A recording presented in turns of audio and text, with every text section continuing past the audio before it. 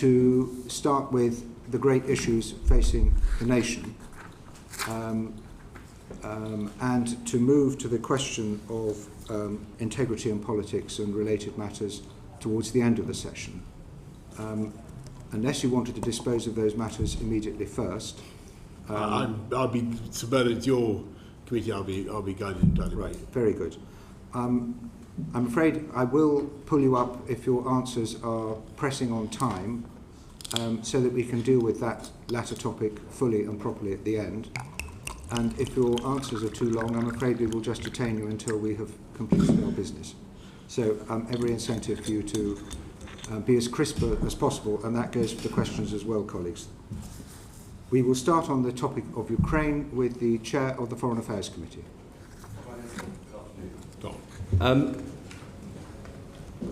The alliance that has been brought together to dissuade Russia from further actions and indeed to push Russia out of Donetsk and Luhansk has clearly got a window of opportunity before the winter starts to bite and the coalition starts to fracture as energy prices in Europe rise and homes across our country start to suffer.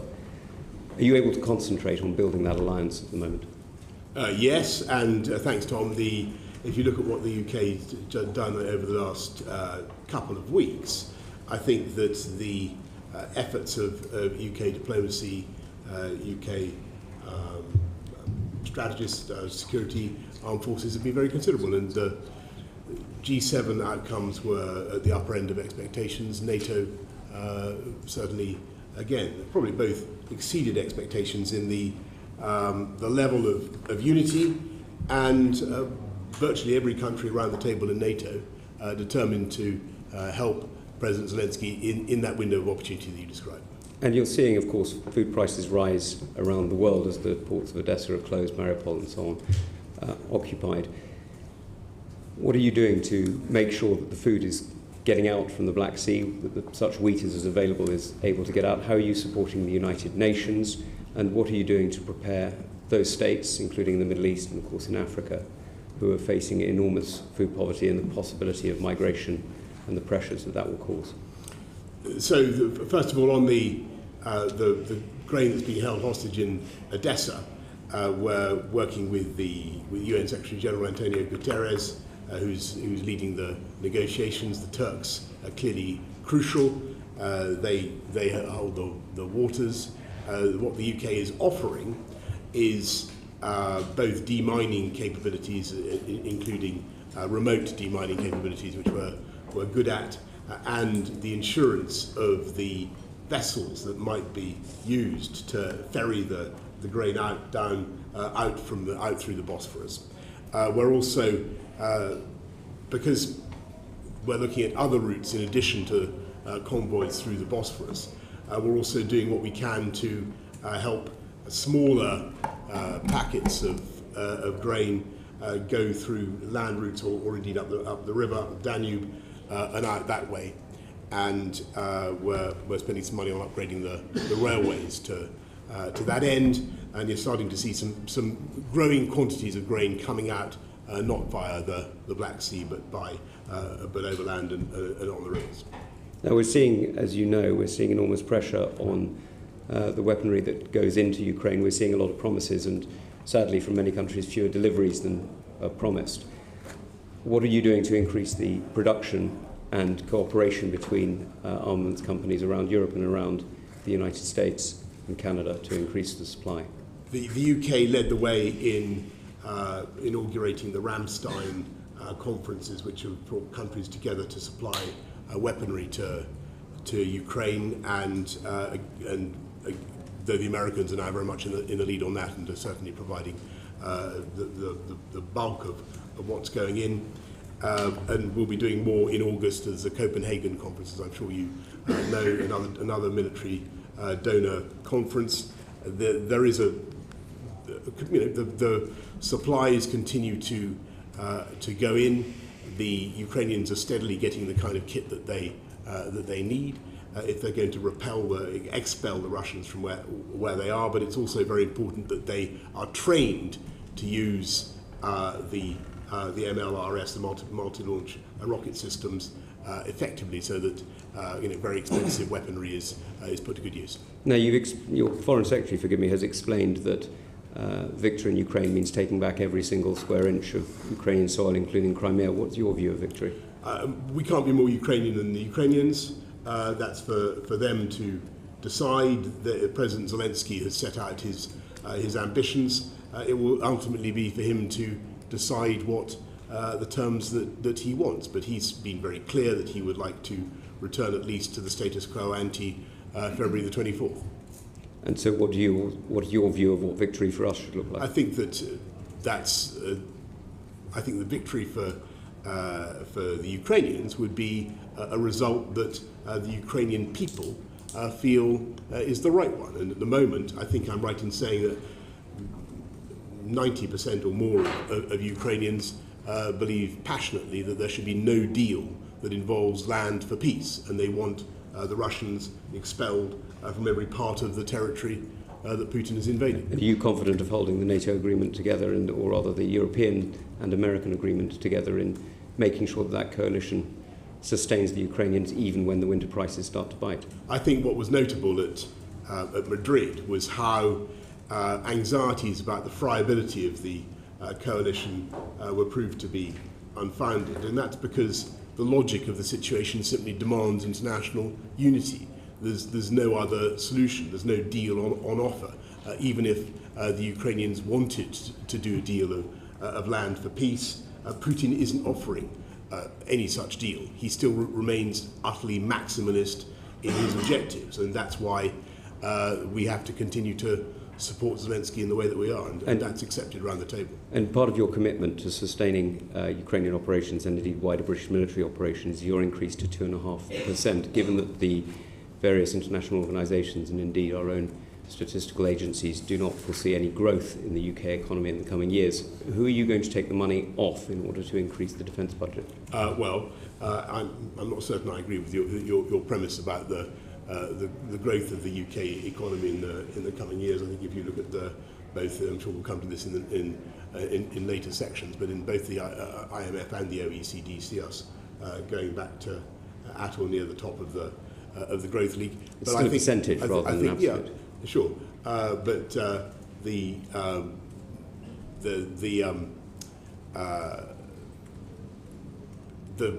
2.5 is a logic. It's just a prediction. It's based on the, I think, reasonable assumption that we are going to have to continue with the investments that we're making in the Future Combat Aircraft System and the AUKUS agreements with the Australians and the Americans. These are very big projects, and they'll be expensive, but they're the right things for the country.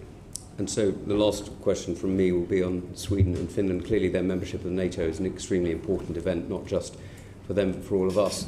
What are the implications for the guarding of the High North, and particularly the integrity of the United Kingdom and Scotland as part of that in the alliance? And what are the commitments that the UK is willing to make to increase cooperation with Sweden and Finland, not just in military supplies but also in training? Yeah, well, thank you. We already do a lot of cooperating with the Joint Expeditionary Force. The JEF, as you know, is up there in the High North.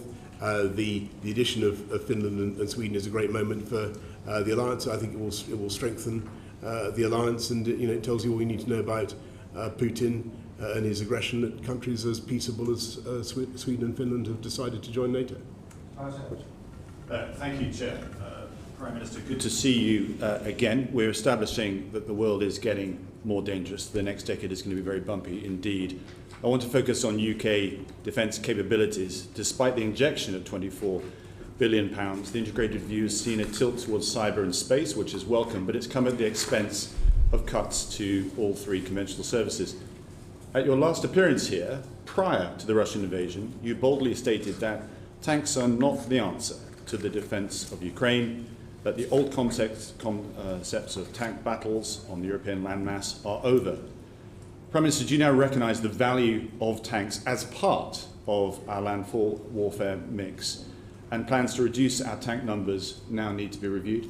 Thank you very much, Tobias. I think that certainly I think that it's important for the UK to have tanks, but I think for the Ukrainian purposes, even more valuable were anti-tank weapons. And if you look at what really changed the course of the first few weeks of the war, it was the javelins, it was the NLAWs in particular, and the javelins that were used to destroy the tanks and ready to make Russia's tank warfare extremely difficult. And you'll have seen exactly what happened. That's understood, and I don't disagree with that. What I'm trying to stress at is that the defence budget, it will actually go down by £1 billion in 2023-24, according to library figures. And you mentioned NLAWs. We have stockpiles which are being depleted. We're short of deep fire capabilities, rocket artillery, air defence, and indeed hypersonics as well. This is where the character of conflict is moving. We need to invest more, including in those tanks, which we're cutting by a third, and indeed our warrior fighting vehicles. We have no capability to do dismounted infantry because we're actually cutting the entire warrior fleet. Could I beg with the Prime Minister to reconsider the army numbers? If there's one thing he could take away from here, with his new Chancellor, to look at securing £40 million required to reverse the cuts in our army manpower. Yeah, thanks. I just want to stress that we value immensely the armed forces, in the sense we value the numbers of troops. If you include the reserves, they're in fact over 100,000, so 73,000 in the regular army plus 30,000 reserves. But I think it's also very important that, and I heard all the points that people like General Sanders have made, but the important thing is to have the best possible equipment for those troops, and that's what we're doing. Well, let's look at that equipment, because in the army, I just said, we're losing a third of our tanks, we're losing our warrior fighting vehicles, we're decimating our tracked land warfare capability. In the RAF, we're down from 36 squadrons during the Gulf War to just 6 today. We're losing all our Hercules heavy lift. We're losing, we only have 48 of the 138 F-35s. We're losing 2 of the E-7 I-Star aircraft that are so critical to work with the F-35s. And in the Navy, in 1990s, during the Cold War, we had 13 destroyers, 35 frigates, and now we're down to just 18. We are hollowing out all our armed services at the very time that, as you mentioned, the head of the army is saying we face in 1937 moment. This is the time to be investing in our armed forces, not depleting our capability. Well, I agree with that, but that's why we're spending 24 billion over the next 4 years. It's the biggest increase since the end of the Cold War, and I think that money is being wisely spent. It's been spent already. It's gone. Well, it's over the next 4 years. Yeah, it's gone in to invest into paying for the replacement of the Vanguard submarines. The money didn't even hit the sides. That's where it was needed to make sure that program allowed us to continue our nuclear deterrent.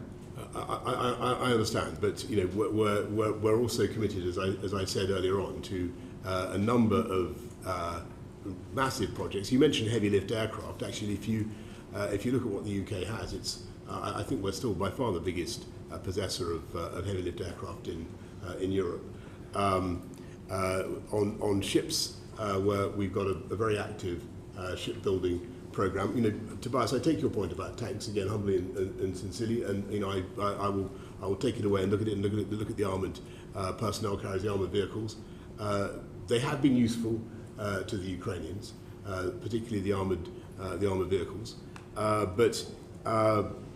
The committee should be in no doubt. We're investing massively in defence. I hear what you say, but I mean, you're a classicist. Your responses to date make me feel like Homer's Cassandra. I say to you, we must prepare for the storm clouds that are coming over the horizon, and you don't seem to believe me. I say we can't afford these troop cuts in our army numbers, but you don't believe me. And I say that we need to reverse these cuts in our land warfare systems, our ships, and indeed our planes, and you still don't believe me. And there is a change afoot. We are our history and a turning point in our history, and we need to prepare for what is coming over the horizon. Britain must play its part. There is a gap in leadership in Europe, and I want Britain to assume that role. We can only do so if we prepare today and advance our defence posture. I really think you should have been at NATO to listen to. I wasn't invited, sir. One day.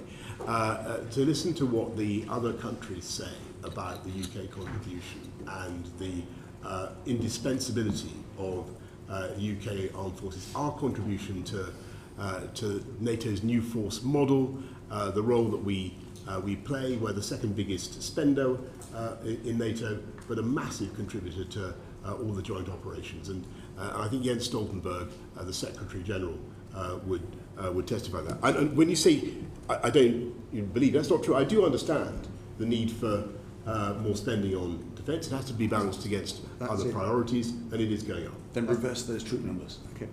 Can I just press one matter related to this? We have given away our training stocks of NLAW, of MLRS and other munitions to the Ukrainians. What are we doing to galvanise the supply chain back to a wartime capability that will provide resilience of stocks? Because at the moment we simply can't replace those stocks. Well, thank you. But actually, if you look at what's happening in Belfast, they are making a lot of NLAWs. They're not replacing as fast as we're giving them away. That is a fact. That is true. They take a while to make, but we're replacing them. But I mean, this goes to the heart of the integrated review, which was very good on analysis and requirement, but there are only 2 pages on the implementation. What are we going to do to make sure that we implement the defence integrated review so that we actually have the capability ready when we need it? Because at the moment we don't. We're supplying a huge amount of capability. I accept the view that we need to modernise and do more, and more NLAWs are certainly rolling off the production line at Thales. I think it's Thales in Belfast. Is it time to quickly? Is it time to review aspects of the integrated review? I think the integrated review has stood the test of time well. And, we're going to move on. And I'm happy to take that up later. Angus McNeill. Thank you very much, Mr. Chairman. Prime Minister, about 4 years ago just now, I was comparing your predecessor to Gloria Gaynor, because she will survive. And at that very moment, there was perhaps a young Lochinvar type making his resignation statement in the House of Commons at that moment. Can you remember who that was? Mr. McNeill, you have to. It was yourself, Prime Minister. I was just checking that you're a bit of a trendsetter in that regard. Yes. But when it seems from the rumours I'm hearing from Conservative MPs that you're beyond Gloria Gaynor, you're more the Paul Young, and you want to tear the Playhouse down. And the warning they're getting is, if it's a sure destruction of the Prime Minister, you might make it mutual. You might call a general election of a cull of Tory MPs, something, of course, that'd be very welcome in many sides. But the point of clarification and disagreement that some of us have had in light of powers being taken away from the Fixed Term Parliament Act, do you need the permission of the Queen, or do you just need to inform the Queen to hold an election? No, I really don't think that anybody in this country wants politicians to be engaged in electioneering now or in the immediate future. And I think that we need to get on with serving our voters and dealing with the issues that they care about. So you're nervy backbenchers are okay. Interestingly, we've had some difficulty in the International Trade Committee with CRAG and the triggering of the process to bring about this, and you get a note about this in Parliament. We look for an extension of CRAG. But I also want to put it to you, Prime Minister, Brexit is a 5% damage to GDP. And these trade agreements you're signing up to are a minor part. I mean, they're 0.08% of GDP. It's equivalent to going out and losing £500 and coming back with £8 or £2, it could be in the case of New Zealand, and thinking you've done well. Is the Brexit process and the trade agreement process good for the economy, given what your own figures are saying? Yes, I think that they are. And so if you lose £500 and come back with £8, you'll tell us all you're having a good day. It was the ability to set our own medicines policy that enabled us to come out of the to vaccinate everybody. Every country's done that. Come on. And the death rates. We can trade that. I'm asking you a specific economic question. Fair-minded people. What about 5%? Order. Can you answer Order. Prime Minister. Thank you. Prime Minister, can you answer Prime Minister. Can you answer the question? Yes. So to your point, Mr. McNeill, about the economic benefits, just one. In addition to the free ports, free trade deals, the ability to vary regulation, and all the rest of it, I would point out that by being able to vaccinate faster than a lot of other, I think virtually every other European country, Mr. was able to come out of lockdown, which was a considerable It's an economic economic benefit. question, not a vaccines question. Mr. McNeill. But I don't want an Yes, answer on carry vaccines. on. Ask Because your question. time is short. Thank you. If you can't see the difference between £500 take away £8 and note that he's out of pocket, we have to leave that there, and the public can make up their own mind about the Prime Minister. Prime Minister, something else that's concerning many of my constituents is EGNOS. You might not know that it's a European geostationary navigational overlay system. It's a 3D system for aircraft in the air. The UK is the only G20 country without such a facility. It's affecting the training of pilots as well. Will you get the UK back into EGNOS quickly, or have an equivalent 3G navigation system in the air in place soon? It's required. Well, thank you. That is a very interesting suggestion. I'll have a look at that. We do have a pioneering low Earth orbit system of satellites called OneWeb, as I'm sure you know. But Yeah, it's of no use to aircraft at the moment. I don't know whether that's of any use. No. Perhaps I you'll will write to look us at on that. EGNOS. Perhaps you'll write to us on that matter. Yeah, thank you. Prime Minister. Prime Minister, you're a fan of imperial system. You want to have imperial measures. Well, I think. Well, do you think? I think people, if people want to have them, I don't think that. How easy is the system? I mean, how many ounces are in a pound? No, I'm not going to. I'm afraid I was brought up in the. I was. So you don't know how many ounces are in a pound? The basics of the imperial I system. think there are 16 ounces. Mr. McNeill, we can't hear either of you what you're saying. 16 You're ounces to a interrupting. pound. 16 ounces. 16 ounces to a pound. I would tax you with pounds in a stone then. But I've got to make a confession. I was educated all over the place, and I can do metric as well. Let me put it that way. So the Prime Minister of the UK is more adept in the metric system. Excellent. Well, I can tell you what I think of my weight in stone. How about that? Okay, thank you very much. And probably put your mind at rest. I mean, I've heard mention of Sweden, Finland and Scotland. I have no questions to ask about independence of Scotland. It's not a matter for you, it's a matter for the people of Scotland. Yep. It will be decided in Scotland. And I think, Prime Minister, that's about all that we need to discuss at the moment. Thank you. Mr. Chair. Thank you, Mr. McNeill. Sir Robert Goodwill, DEFRA. I'd like to bring us back to the topic of food security, both globally and nationally. I mean, globally, it's a matter of whether people eat or starve. Nationally, it's having a major impact on the cost of living crisis. And I wonder if we are underestimating the ease at which we can actually bring wheat supplies and sunflower supplies out of Ukraine, given the change of gauge of the railway lines into Poland, given the way that loading equipment in Odessa could be damaged by missiles. Is it really only realistic possibility if there were a ceasefire, and as long as conflict's going on, is there really a possibility we can get those supplies out? Well, Sir Robert, what's happening is that the monthly consignments of grain out of Odessa are starting to go up. It should be about 5 million tonnes a month. I think that it's the most recent figures I saw for June, I think it was running about 2.75 million tonnes, so it's not nothing. You can get it out not just by the sea, as I was saying earlier on, but by land routes as well. I think the risk is, and I think what the Ukrainians are worried about is that if they negotiate a deal with Putin to get him to open up the Black Sea, he will demand the lifting of sanctions in an unacceptable way. Coming close to home, the government published its food strategy a couple of weeks ago, which I think was widely welcomed. One aspect of that was having more food from our own resources. We're self-sufficient in liquid milk, but about 75% of the food that we can produce here, climatically, is produced here. Do you think, given the global situation, we should revisit things like rewilding, putting solar farms on arable land, or planting of trees, and we should concentrate on improving food production here at home? I share that enthusiasm, and the food strategy that we launched a few weeks ago certainly puts our own domestic production at the heart of what we're trying to do. We have, I think, 74% self-sufficiency, but there's a massive opportunity. It affects our balance of trade. Personally, I would like to see many more solar panels on on roofs than in what could be otherwise productive fields. And I think we need to think sometimes about the fiscal incentives that we offer. Thank you. And finally, one of the key inputs into agriculture in our country is nitrogen fertiliser. We have one plant now operating at Billingham. The plant at Ince in Cheshire has been closed, and I think the owners are looking for buyers.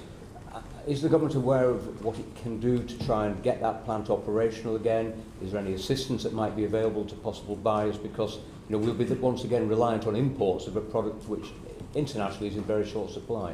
Yeah, so thank you. Look, this is a massive issue for farmers. We're not sufficiently self-reliant in fertiliser. We've had the fertiliser roundtable recently and tried to see what we can do to help.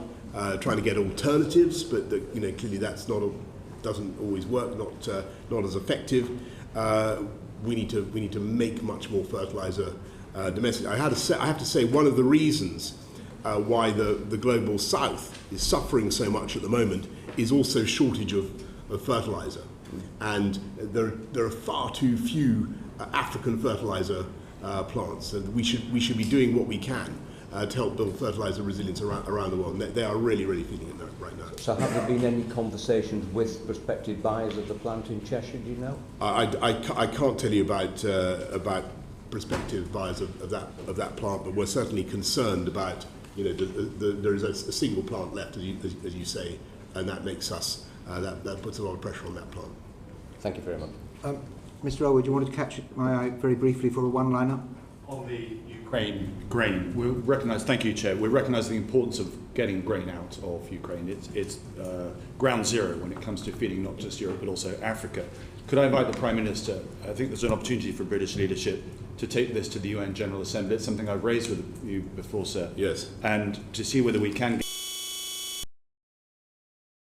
humanitarian safe haven that will then allow or facilitate the starting point of getting that grain out in those ships. It's the ships that we need to get out. That's the scale of exports that are required if we're to affect the cost of the crisis here. Prime Minister, that was a long one. So thank you. I don't disagree at all. The question is could you get the Russians to do it? And sadly, as you know, Tobias, even in the UN General Assembly, although we got a great vote for the initial condemnation of the invasion, Russia and China are very influential. Dame Diana, Home Affairs.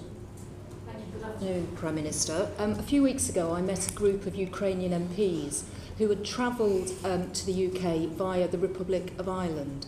Like every other country, the Republic of Ireland in Europe doesn't require a visa. They then travelled up through the common travel area. They didn't have anything checked. And they were raising with me whether it was a sensible decision to allow such a bureaucratic visa system for Ukrainians fleeing Ukraine was a sensible use of resources and, as we know, has compromised the capacity of the Home Office. What do you say to that? I hear you loud and clear, Diana. I think that the argument that's been put to me is two things. First of all, we've got to be careful that we are able to screen people properly. But these people coming up through the common travel area, there's no screening. I accept that, and I accept the limitations of screening. But on the other hand, you've got to look at what we've done so far. 135,000 visas have been issued. And I think that the record is getting better and better. The UK is hosting a lot of Ukrainians, and I think we should be very proud of that. So perhaps I'll come on to the problems with the Home Office, which, as I've just alluded to, the capacity issues of the Home Office when they designed a whole new visa system. Why is it that British people are waiting so long to get their passports, when we all knew there was going to be a surge in passport applications after COVID, with people wanting to travel, have family holidays, get married abroad, all of those things? Why is it that we've ended up with people waiting so long and having to spend so much time and money to get a passport? Well, it is very frustrating, and I share everybody's frustration. I think the answer is that the demand has been very big because people are very keen to go on holiday. We've rushed people into the passport office. So why were you having to do that? We knew this was the numbers are starting to improve. I think from memory, 91% get their their passport within 4 to 6 weeks. Well, the standard that the Home Office is supposed to operate on is 3 weeks. It's now 10 weeks. When will it go back down to 3 weeks? Well, I don't know when it goes back down to 3 weeks, but what I have in my head is that 91% get their passport within 4 to 6 weeks. And I'd urge everybody who's thinking of going away, 4 to 6 weeks from now, and hasn't got a passport, to get a passport. Okay, so the bread and butter issues just aren't being looked at by the Home Office and dealt with in a very good way. Can I just ask you, why is it your government has now got a backlog of 89,000 asylum claims that they haven't decided? Why has that happened?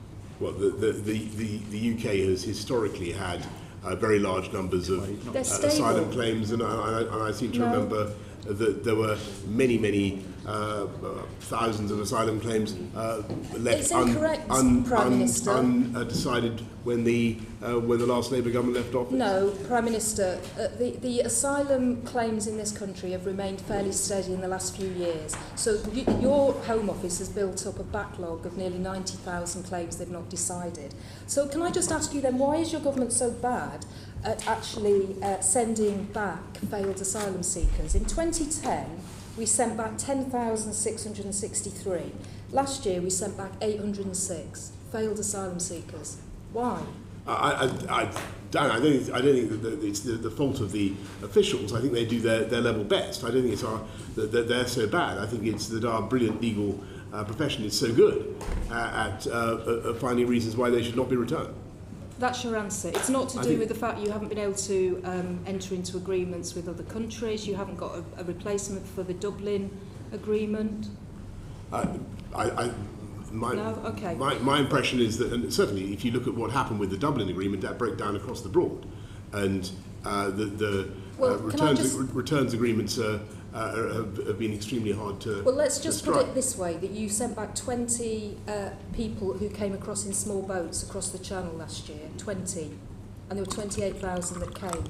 Can I just ask you, do you expect the cuts to civil servants that you're talking about, the 20, 30 or 40% cuts, will that help the Home Office get to grips with some of these problems or make it worse? I think that certainly what you need to, so when you talk about the asylum seekers crossing the Channel illegally and in very frail vessels. No, your cuts. The way to fix that is not just by having more civil servants. I think it is to have a proper deterrent for the people traffickers, and to reduce the numbers of people who are being made to risk their lives. Okay, just my final question, if I may.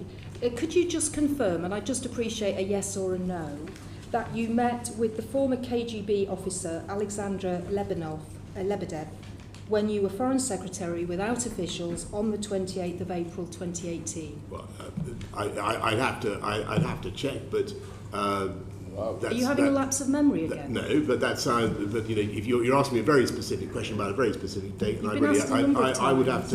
I'd have to get back. I certainly have met the gentleman in question who used to be the proprietor of the London Evening Standard when I was Mayor of London. So I certainly am not going to deny having met Alexander Lebedev. I certainly have. As far as I remember, he used to own the London Evening Standard. Yes, but with officials when you were Foreign Secretary. Did you meet with officials or without officials? I certainly met him without officials. Right. And as I say, he's a perhaps you could write to us proprietor of a perhaps you could write to us with a specific answer. Very happy to specific answer to that very specific question. Yes. Meg Hillier. Yes, can I just follow that up? Prime Minister, I mean, you said you met her without officials. Was that presumably when you were Mayor of London? When you were Foreign Secretary, did you meet Alexander Lebedev? I think I probably did, probably did. As I said, I would need to check. You used to regularly meeting him. I mean, was it probably because you meet him often, or probably because you can't remember? I've met him on a very few occasions. As Foreign Secretary. On the occasion you're mentioning, if that was when I was Foreign Secretary, then yes. Without officials. Yes, I mean that makes sense. Did you report to your officials that you had met him? I think I did mention it. Yes. And where did you meet him? I met him in Italy, as it happens, but I really, I forget. Anyway. Well, perhaps you're right to a Personal engagement, was it? Yeah. Prime Minister? That's Personal exactly right. engagement, initially? We'll move on. Caroline Noakes, Equalities Committee. Prime Minister, you've referred to the Homes for Ukraine and the Ukrainian family schemes. Can you give us any indication of what proportion of the visas issued have been to women? I can't, Caroline. I'm sorry. I'll have to write to you. Okay, so we're not collecting official statistics on that, but the indicative ones suggest that it's 82% are women, many of whom have children with them. What safeguarding concerns do you have about Ukrainian women being here in the UK?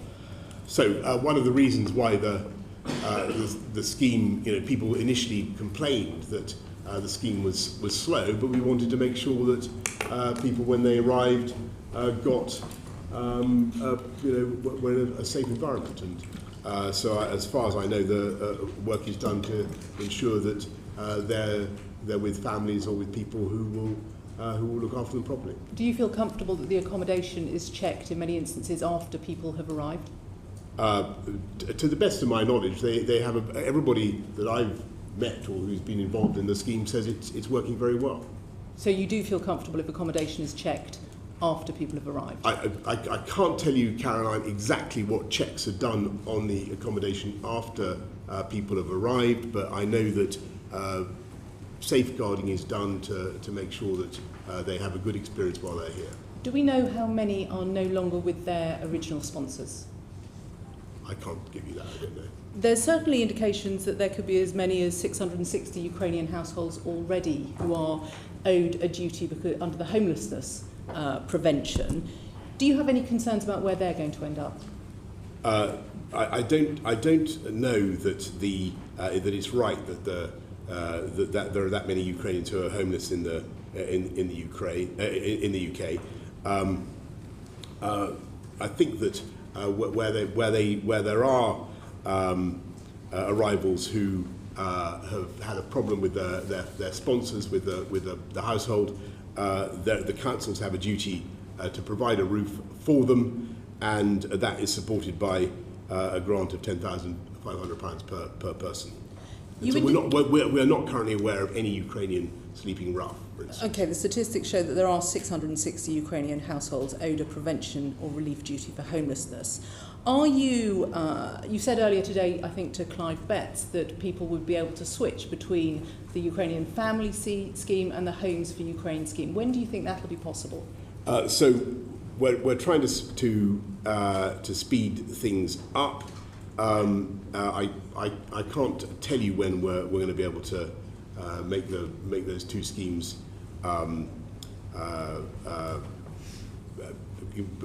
people to move fluidly from one to the next, but clearly there's a logic in that. And if people should be able to switch between the family scheme and the Homes for Ukraine scheme, should they also be able to switch sponsor within the Homes for Ukraine scheme and have the £350 a month funding follow them?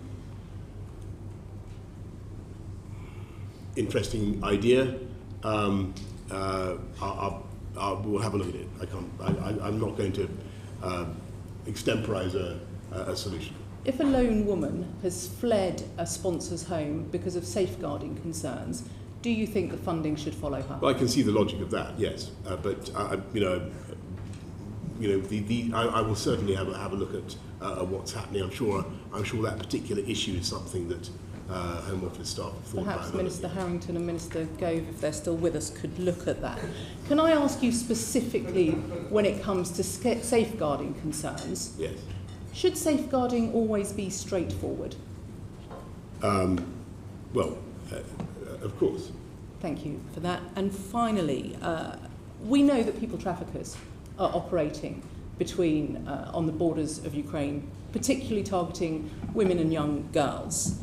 Do you have any concerns that Ukrainian women are going to turn up on the beaches of Dover, trafficked here in small boats? And if that happens, what should we do to help them? Well, to the best of my knowledge, that is not happening at the moment. We have safe and legal routes, several safe and legal routes for Ukrainians right now.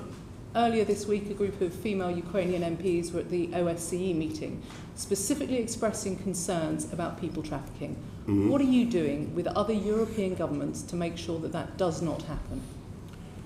the Home Office does a huge amount to tackle people trafficking upstream, working with other European governments. The National Crime Agency is heavily involved in that. Are they specifically looking at the threat to Ukrainian women?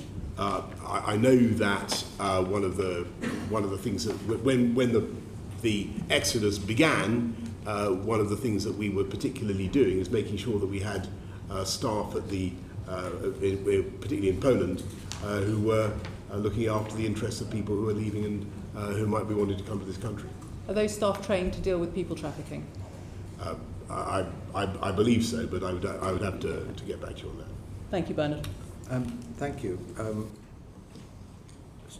Stephen Crabb. Thank you, Chair. Welsh Affairs. Good afternoon, Prime Minister. We're going to move on to cost of living issues now. Can I start very briefly by asking you, with the appointment of a new Chancellor last night, is the government's position still that it's committed to a full uprating, a full social security uprating next April based on September's CPI figures? So that's a full uprating of benefits and pensions next April.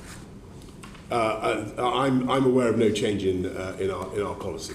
Has the new Chancellor indicated any desire or intention to look at reopen any of the decisions we've made in response to the cost of living crisis, or indeed are there any areas that you would want him to reopen?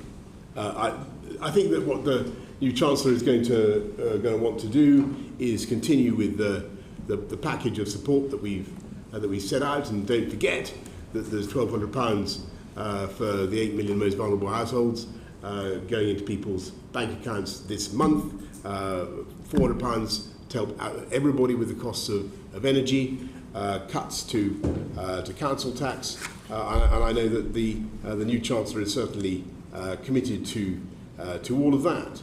So as far as you're concerned, Prime Minister, the basic template for our response to the cost of living crisis, indeed our wider tax and spend strategy, remains locked for now under the new Chancellor. Well,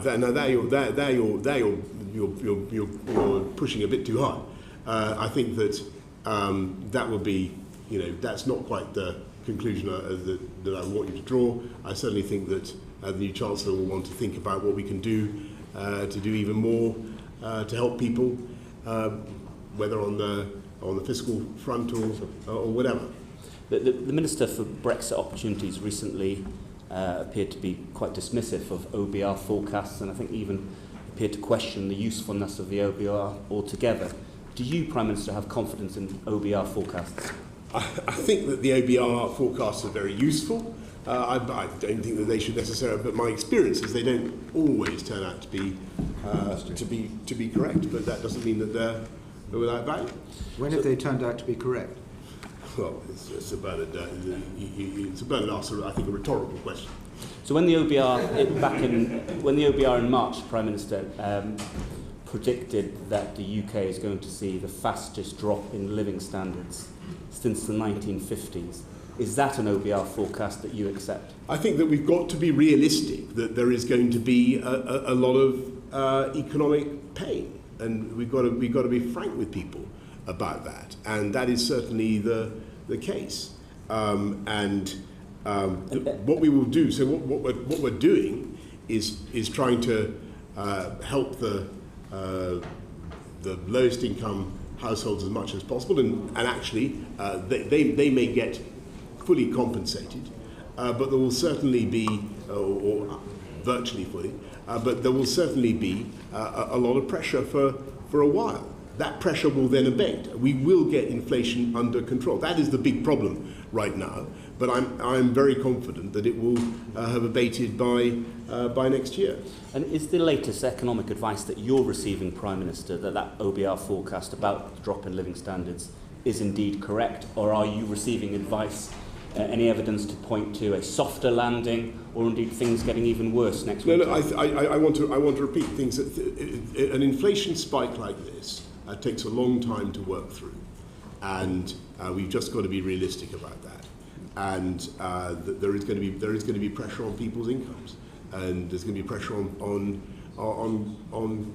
people's budgets, and it really is. We cannot ignore that. We will try to help people with massive or very substantial contributions to their their paper to support them. And I've mentioned some of the sums that make up the £37 billion of support. But we also have to fix the underlying causes of inflation. I mean, Prime Minister, you said a few moments ago, and I think you're absolutely correct, it's going to be very, very painful. And indeed, if the OBR forecast about living standards is anything like correct, it's going to be absolutely brutal for many families out there in the country in the months. Well, I didn't say that, Stephen. But that's my language. Yeah. Your language was painful, very painful.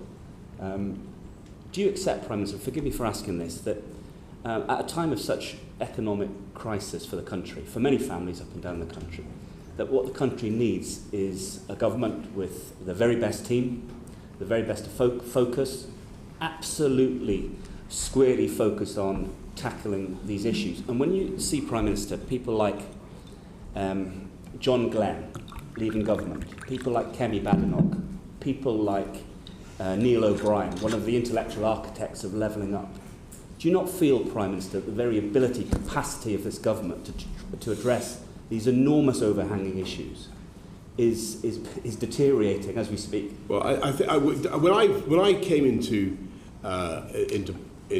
Parliament, I think there were about 140 Conservative MPs. I can't remember exactly what the number was. There are now 365 or so, the 360 there or thereabouts. There is a wealth of talent, Stephen.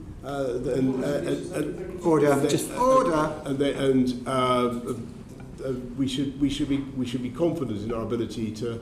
And as for your point about the government focusing, the government is certainly focusing on the issues that matter. And today we're cutting taxes for everybody by £330 for 30 million people. Just this day, I've talked about the £1,200. We've just got 500,000 people off welfare into work. Run out of time. Very quick. Very quickly, Prime Minister, you're being very kind about us on the back benches, but actually I think you're going to find it extremely hard to appoint people of the same calibre, of the kind of ministers I've mentioned to you. I think you're going to find it extremely difficult. Well, you don't need to reply to that point. I think the point's been made. You're catching my eye. You were a little bit under time. Yes? Yeah, thank you. I mean, Prime Minister, just following on from that, you've had more resignations since any Prime Ministers in 1932. Michael Gove has told you to go. The charade's up, the game's up, really. Will you be Prime Minister tomorrow? Of course, Mr. McNeill. But next week? I'm here to, rather than giving any running commentary on my own career, I'm here to talk about what the government is doing. And that is, so that's what I was telling Stephen. And we're doing a lot. More and more. Hugh Merriman, Transport. Thank you, Sir Bernard. In the 6 minutes I have, Prime Minister, I want to talk to you about transport policy delivery, if you're focused. I want to talk about rail, air, and also road. Starting with rail, do you have all of the policy and legal interventions and levers that you need to end this rail strike? Thanks very much, Hugh. I think I call on the union barons and the railway companies to sort this out. I think that they should be able to do it, and I think that yes, we probably do need a few more tools to. Specifically, what I think that you could have minimum service levels, you could have ballot thresholds, and as you know, we're bringing in. I think we've already brought in the provision for agency workers where that's necessary. Now, that's not going to fix problems like train drivers. You don't get agency workers to drive a train, but the argument I would make is that you need to modernise. So let me just again focus on the levers, because I think under the Conservative manifesto there was a line that said only the Conservatives can get Brexit done, a few more things, and stop passengers being held hostage by the unions. But in fact, and that was with the introduction of that policy of minimum service levels. Yet that hasn't been introduced, and people are being held hostage, which might be your view. So why did you not bring, with an 80-seat majority, that legislation through before the strike started? That is a very good question. And the answer is? And the answer is we should have done it. And the trouble was we had a lot of COVID stuff to deal with, and I'm afraid it got pushed to the right. I thought you might say that, but there have been other things we've been able to do, notwithstanding COVID. Okay, let me move on to airports. So massive disruption in the airports, people having their holidays cancelled at the last minute. Why wasn't more done to stop airlines putting more flights in place than that we knew their staff could, that they had the bandwidth of staff to deal with? Well, the airlines should not be abusing passengers in the way that they have been, and I think that there should be greater protection. But I think But again, this is all there should be. My question is why hasn't there been? Because basically we were trying to get any airlines flying at all. I mean, Diana has asked a very good question about passports. Where we're putting huge numbers of people to try and speed up the delivery of passports. We had a situation in which no airlines were moving at all. We had to put 8 billion, as you remember, Hugh, into supporting the airline industry. Indeed. But Gatwick, for example, has controlled the number of flights that will be able to fly out during July and August because they can see the airlines are trying to fly at 2018 levels. So they could see the number of staff coming on. So they've taken action. Other airports haven't necessarily. The regulator, the Civil Aviation Authority, doesn't have the power up front to implement these types of policies. Shouldn't it have that power? I'm willing to be persuaded that it should. Because when we put a report on that basis, the recommendation was rejected by government on the basis that there wouldn't be a proposal to give the regulator upfront powers to take action, including to help with compensation. Well.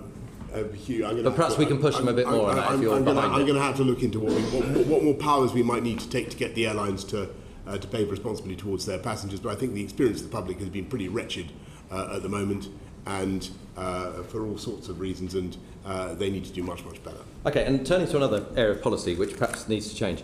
At the moment, 4% of the Exchequer's revenues come from motoring taxes. Those will plummet to zero when we all drive electric vehicles. Are you serious about getting a new form of road pricing policy in place to fill that hole? If not, how will it be filled? I think road pricing is something that we will eventually have to consider. I'm not attracted to it. I seem to remember. I successfully campaigned to remove the western extension of the congestion. No, I'm not talking about road charging in that way. I'm talking about, as we do at the moment, we charge people for the mile they drive because that's what fuel duty does. So you'll have to replace that. Oh, I see what you mean. So like for electric vehicles as well, so that you charge a mileage. Yeah, something along those lines. So, it is certainly the case that we will need a substitute for fuel duty. And this, Sir Bernard, comes back to my point about policy delivery, because this is imminent. We're introducing electric cars. Sir Bernard, can I say this, if you don't mind? So for 3 months, Prime Minister, Number 10 has had a recommendation just to look at this, because something has to fill the 4%, okay. Have a working body to look at it. The Treasury signed off on it, and for 3 months it's been sat in Number 10. 1 week I'm told somebody's signed off on it, and next week someone else has looked at it and actually has stopped it. And it's stuck. And my question is, the inertia inside Number 10, perhaps because of the events that we'll go on to talk about, is that nonsense? Actually, we say it's nonsense, but actually it's a nonsense that we've been waiting 3 months just for someone to sign off on something which fills 4% of the Exchequer. That is the nonsense. Well, do you not agree something should be done? Or if you can't do it, do you think that perhaps someone else could come in and run it properly? Yeah, so this Number 10 actually was the first government in Europe to set a timetable for moving away from hydrocarbon, from internal combustion engine cars by 2030. Yeah, I know exactly, and that's why Prime Minister, you should follow through on the consequences of it. We've been moving at blistering speed. We will certainly look at we're looking at all fiscal proposals to replace fuel duty, and I'm happy to come back. You're not. You're actually currently sitting on all proposals. I cannot believe that the Treasury is showing the slightest hesitation or reluctance to find a new way of. No, that's my point. The Treasury signed off on it. Number 10 then insisted on looking at it and has been sat on it for 3 months. I think Andrew Griffiths is currently the one that's now said, no, I don't like this. and we are therefore stuck, having thought we'd cleared all the hurdles. I will take it up with Prime Minister, I'll just add, Thank you, sir. I was Shadow Transport Secretary in 2000 and road charging was seen as the future then. Successive governments have dodged it, but why is your government dodging it when you're already abandoning the revenue stream from hydrocarbons? So Bernard, why do you think we necessarily are? We've got to find a way of filling the gap left by You've actually got a target for eliminating fossil fueled cars, but you haven't got any plan in place to replace the revenue. Well, I think it highly unlikely that the Treasury will let any opportunity go to find to raise revenue from motoring to substitute. I think we've made our what we point. want to do is we want, for the purposes of the environment, to encourage the take-up of low-carbon vehicles, and that's why the fiscal strategy is framed as it currently is. So that's what we're doing for the time being. My apologies to Darren Jones-Bayes. I should have brought you in earlier. Thank you, Sir Bernard. Prime Minister, how's your week going? Terrific. Like many others. Did Michael Gove come and tell you to resign today? I think I said earlier, Sir Bernard, that I'm here to talk about what the government is doing. I'm not going to give a running commentary on political events. Okay, so let's talk about what the government's doing. You've just said today that the government's giving the biggest tax cut in a decade, but it's a tax cut to your own tax rise, isn't it? No, what it does is it gives people, 30 million people, by lifting the thresholds, it gives them, on average, a tax cut of £330. Against the tax rise that you previously announced. In fact, freezing tax allowances for average income taxpayers means they're going to pay £46.8 billion more over the next 4 years. Tax is going up, not down, isn't it? It is certainly true that what we've had to do is make sure that we deal with the fiscal impacts of COVID, and I think the committee will remember that this was we had a colossal fall in output. We had the biggest pandemic for 100 years, and we had to look after people and businesses to the tune of £408 billion. That money doesn't grow on trees. We've had to. So in order to protect our schools, our hospitals, we of course have had to increase. We've had the health and care levy. But what we're doing Prime now Minister, I just need is to move you helping on, people Prime Minister, on average with Prime a £330 tax cut. I asked about the tax cut announced today, but I'll just move on. Let's look about the economy before the pandemic, because you've mentioned the pandemic, understandable event that was very difficult for government. But before the pandemic, between 2010 when the Conservative Party came into office and before the pandemic, national debt increased by £640 billion. It's now 100% of national wealth, and you keep announcing tax cuts and spending plans at the same time. Are you just going to keep putting more and more debt onto the nation's credit card? So you were just complaining about taxes going up. I'm asking you about what you're doing in government, Prime Minister. Get your story straight. Well, my facts are from the Treasury, Prime Minister. What we're doing is we have to be sensible and we have to be responsible. We're making sure that we manage the public finances in a prudent way, but I think that there will be scope for further tax cuts in due time. Maybe imminently, perhaps. Can I just move on? Prime Minister, can I just move on to economic growth? You said yesterday you welcomed your new Chancellor, Nadeem Zahawi. Yes. Because he would grow the economy in a way that presumably Rishi Sunak couldn't. But we're more likely to end up in a recession. I don't think I said that, but anyway, go on. We're more likely to end up in a recession this winter, aren't we? Look, I think that as I was saying to Stephen, I think that the economy is that people are going to be under a lot of pressure, but I think we'll get through it. Do you think there'll be a recession in the winter? I think that there will be a lot of pressure caused by the price spike. We are going to do everything we can to shield people, to deal with the underlying causes of inflation, whether that's through the energy markets or the labour markets or whatever. And there's a lot we can do. And I think we'll emerge stronger the other side. Okay. So you've often said, and your supporters have often said, that you've got all the big calls right as Prime Minister. But actually on tax, on debt, on growth, on pay, things have been getting worse, not better. 14 million people, I understand, voted for you in 2019. You've let them down, haven't you? No, I think that what they can see is a government that gets on relentlessly with a programme of uniting and levelling up. We've got the biggest investment in infrastructure for a century, £650 billion going in on roads, all the things that Hugh was talking about, roads, rail, transport of all kinds, housing. It is a colossally ambitious programme that we are still doing, and at the same time, because actually we got the as you put it, Darren, the big calls right on. I didn't agree with COVID. that, by the way. Well, I'm going to agree with it, even if you don't. We got the big calls right on COVID. We came out of lockdown faster. We got it right with the vaccine. That enabled us. That's put us in a position to look after people. Thank and you. that's what we're doing. We're just going to move on to my next question. I'd like to just read something out to you.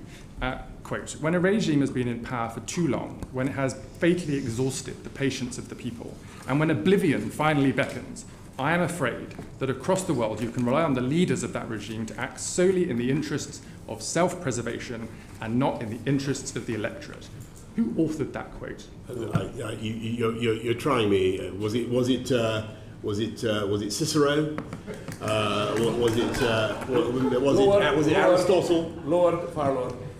Prime Minister, you might like to think Cicero, let me just think. I think you might be more like Plato. No, maybe Nero. Was it Montesquieu? Maybe Nero. Just to break it to you, it was you, Prime Minister, and perhaps it was foresight for the final week in office. Now, can I just finish because I'm about to run out of time, Prime Minister? Because I made a joke there, but in all sincerity, and I know this must be difficult for you personally, but this isn't funny. It's not a game. People are struggling across the country. I'm just finished. It's not brave for you to carry on doing this. I think, in my view, you're hurting the country, Prime Minister, just on a very human level. Surely you must know that it's in the country's interest for you to leave now, isn't it?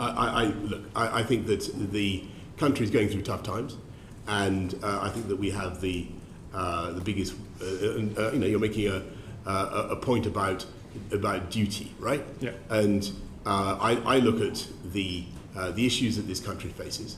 I look at the pressures that people are under and the need for government to focus on their priorities, which is what we are doing. I look at the biggest war in Europe for 80 years, and I cannot for the life of me see how it is responsible just to walk away from that, as I said earlier on in PMQs, particularly not when you have a mandate of the kind that we won 2-3 years ago. But shouldn't, as Prime Minister, you actually spell out that the pressure the economy is under is actually very, very serious, because not just of the invasion, but because we have decided to make the necessary sacrifices in order to resist Putin.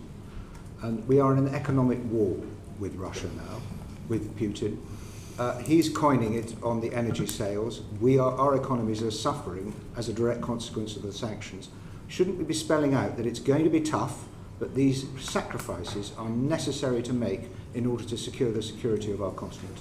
Thank you, Sir Bernard. And that is exactly the point that I have been making. I think I made it yesterday on Monday, I should say, in the statement on the summits. And it's the point that resonates with colleagues around the table in NATO and the G7 and other places, because the cost of not standing up to Putin is that you legitimate or you encourage further acts of aggression in other parts of the former Soviet Union, destabilizing the whole continent, if not the world, causing further economic distress and uncertainty going on for years and years.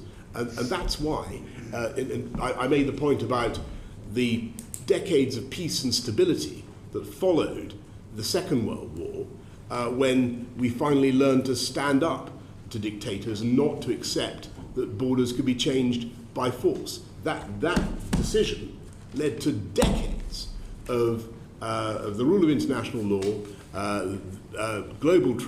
expansion of global trade, peace and stability, and we need to inaugurate that era again. Thank you, Prime Minister. Rob Half on education. Starting off with fuel, and then I'm going to as it Sure. segues in. If I could just move from Ukraine to a fish and chip shop in Harlow, Prime Minister, if I may.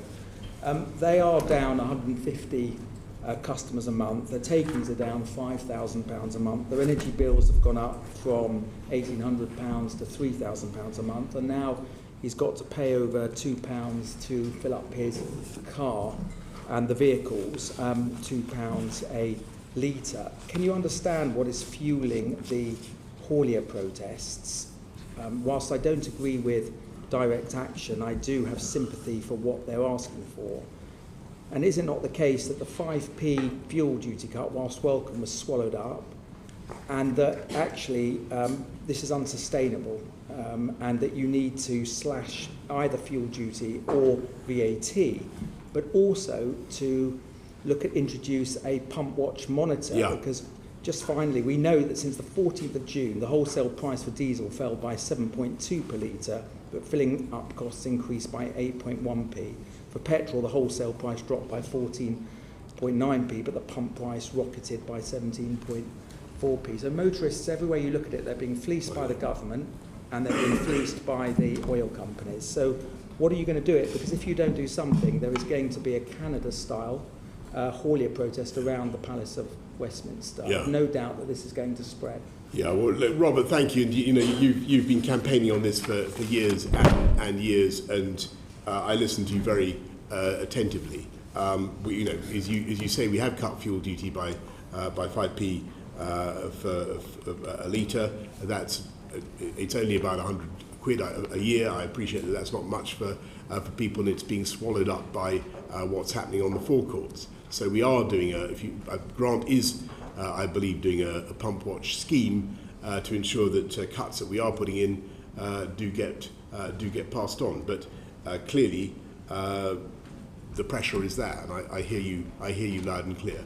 I think before Angus leaves, one of the benefits of Brexit is you can cut VAT on fuel.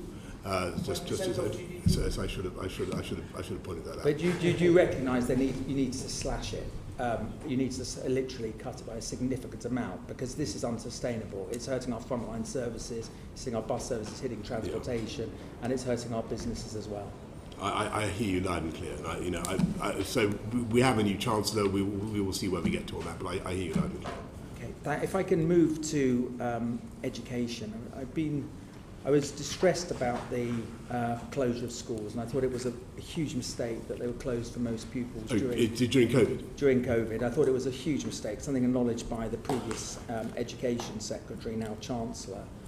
We now know that there are 124,000 so-called ghost children who've not yet returned to school. Persistent absence has gone up from 1.6 million to 1.7 million.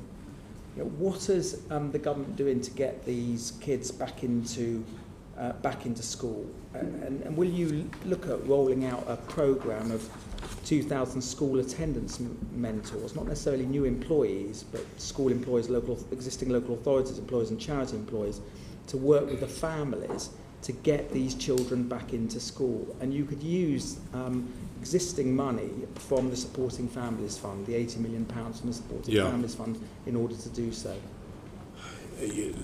So, first of all, I agree with your overall premise that it was awful that schools had to close. We didn't want to do it. We tried to keep it for as short a period as possible. We're trying to get kids back into school as much as we can. One of the things we're spending about £5 billion on school on catch up, but one of the things that I think is important, and I believe in very strongly, is trying to give kids 1-on-1 or 1-on-2, 1-on-3 the opportunity of tuition, which they might not otherwise have. But those are the children in school, so we need to I'm talking about the ones who are not in school. 1.7 million persistent absence, 100,000 children who've disappeared off 124,000 children who've disappeared off the school rolls, the so-called ghost children.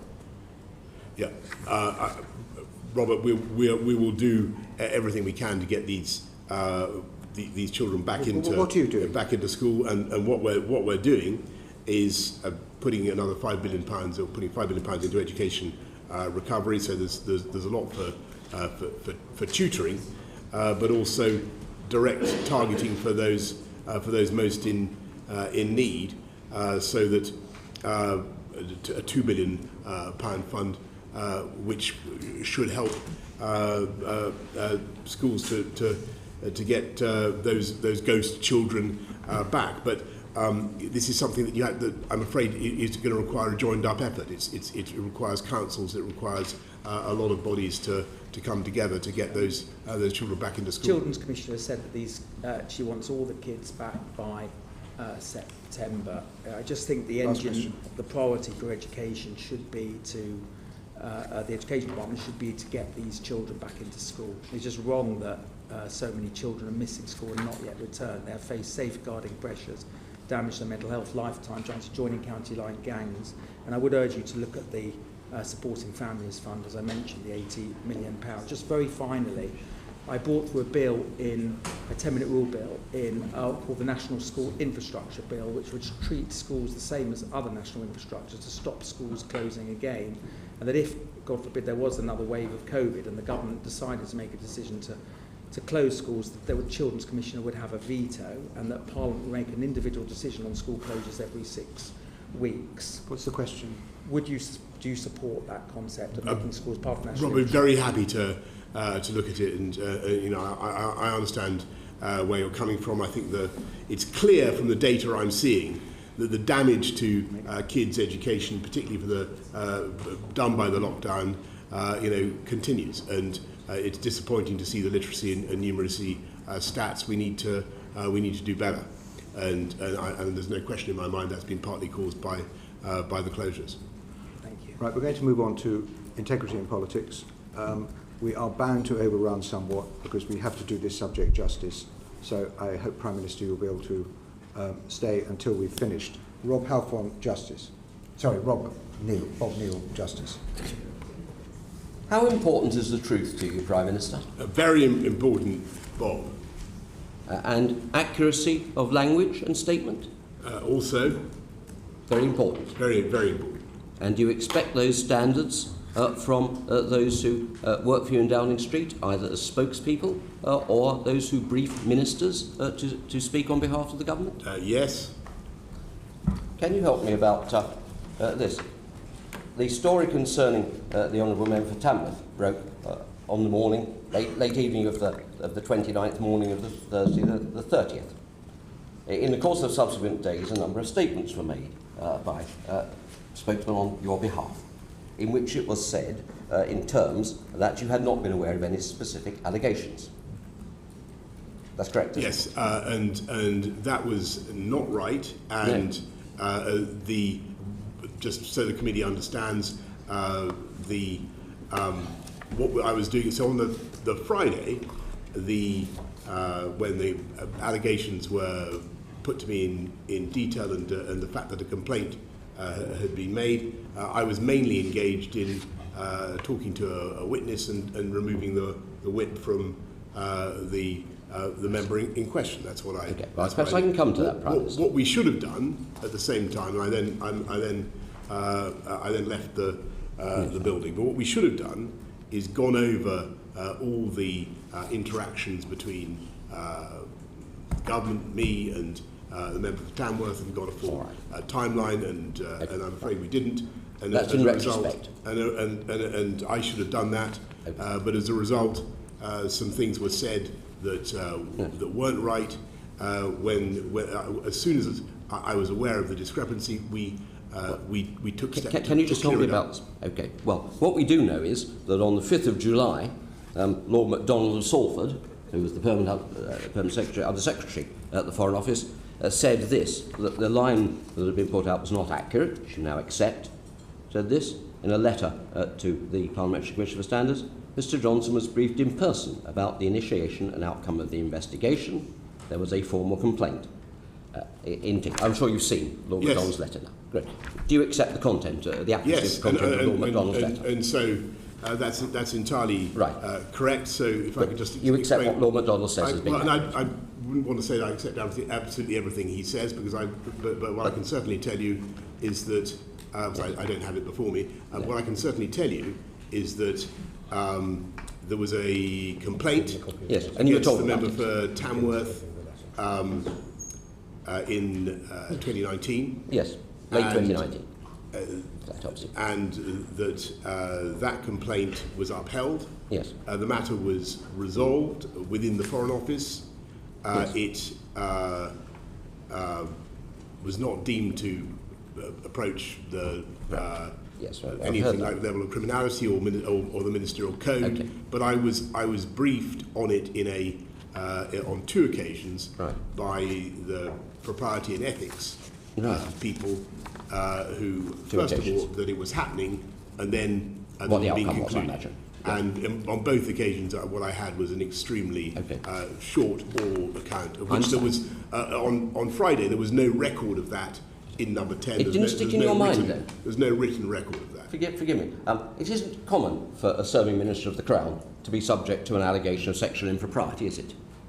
I don't want to go into the details of the allegations because I think there are human resources issues there. But I'm not certain that's a fair characterisation of what happened. At all events, it was a serious matter. And this was someone who had worked closely on your leadership team only a few months before. So you'd be aware it was sensitive. That's a fair yes. Okay. It was also to be fair, almost 2.5 years ago. Well, yes. But it's not the sort of thing you forget, is it, Prime Minister? Well, as I say, now that when it was drawn to my attention a couple of days later that there was a discrepancy between what we were saying abroad, as it were, and what number 10 was saying, and the fact that this briefing had taken place, I took steps to clear it up as soon as I could. The suggestion you couldn't recall that was said on your behalf, is that a serious explanation? You couldn't recall this unusual incident of someone who was a close political ally? No. What we failed to do on the first day was to go over all the possible interactions between me and the member in question, all the possible decisions that I might have taken. As it happened, the issue, the report about the complaint was not raised to me as a point for any kind of decision. It was simply something that was mentioned to me in the margin of other meetings as a point of, as I recall, as a point of information about what had happened, because it was the Foreign Office that dealt with it. But Prime Minister, when you were considering appointing him into the government most recently, how true is it that actually you wanted him to be Chief Whip? Not to my recollection, Sir Bernard. I don't think so. I think the suggestion was that he was going to be Deputy Chief Whip. I think that's what happened. And what happened to all the messages pouring into Downing Street about the risk of appointing this person? Well, because there were plenty of them. Well, I don't know how many there were, but there was certainly. But why couldn't? I mean, there's a cultural problem here. Why couldn't the system hear that there was concern about this appointment? I don't think that's entirely fair. Well, then why did you refer it if you're to talking about ethics and to the ethics and proprietary director in the Cabinet Office? Why was that necessary if there wasn't a concern? Okay, well, every ministerial appointment automatically goes to the propriety and ethics team, so they look at every one.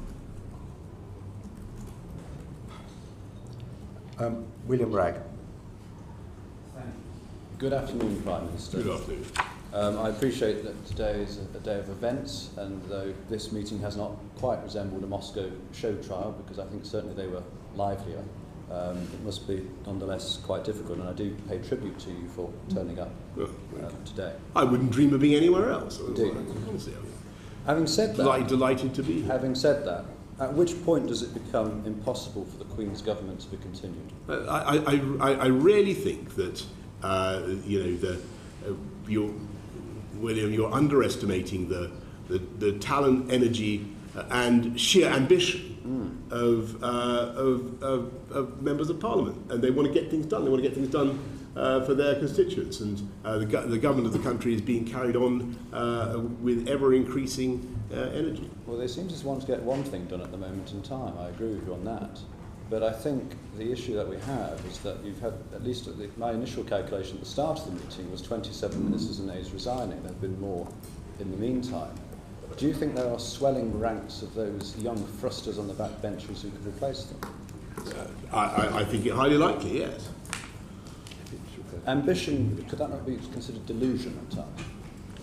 Yeah, that's a sort of a moral judgment about human nature that, you know, I wouldn't venture to comment on. I think that we're all deluded in our ambitions, but I think most people who come to this place actually, in spite of what everybody says about MPs, are actuated by the highest motives. And most people want to serve their constituents and get stuff done, and that is the reality.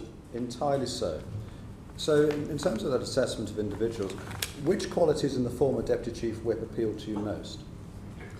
You know, I think it was. So let me just, you know, big picture. No, as I've said before, I think. Let me be clear that with the benefit of hindsight, I can see that appointment, as I said in the House, and I think I said on TV as well. I think that appointment was a mistake. Well, I want to know about the qualities of ministers. And if you had our government appointments based upon ability. So it was put to me that like everyone we appoint, the member had excellent administrative skills. Administrative skills. Was he behind what's colloquially known as Operation Save Big Dog?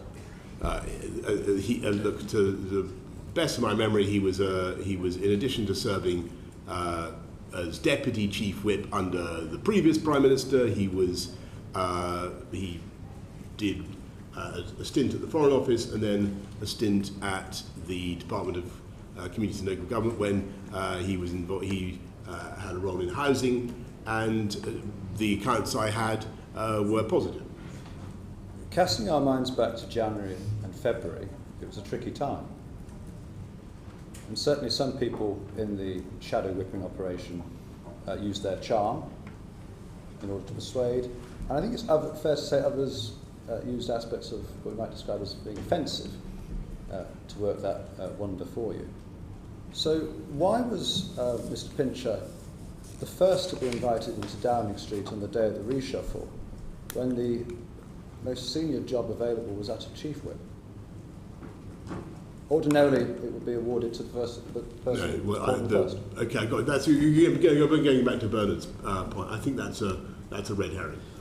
Did any colleagues come to you on that day and express concerns about that appointment or potential appointment? Not to me, but concerns. What happened was that concerns were expressed actually after I had made the appointment. Why was he in there for 4 hours though before the appointment was made?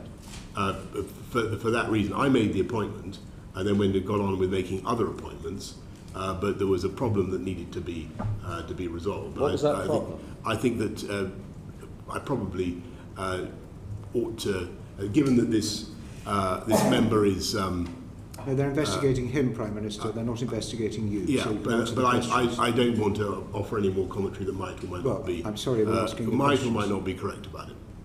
Well, come on. It's quite a direct He's asking a straightforward question, Prime Minister. About your judgment and how you approach appointing ministers. Yes. So let me be clear. I made the appointment. There was then I then got on with making other appointments. There was then a delay while the matter was cleared up. In announcing the appointment, I was told that it had been cleared up, and we got on with it. What needed to be cleared up? It was a matter concerning another colleague that I really don't want to. It would not be right for me to go into. No, it wouldn't be right, because what happened to that colleague wasn't right at all, was it?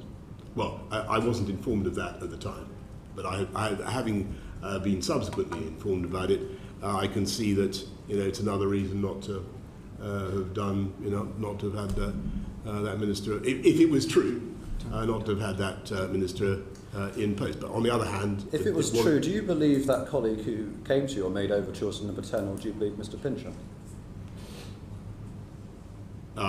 Look, I think that these things have to be examined. I'm not going to make a comment about that.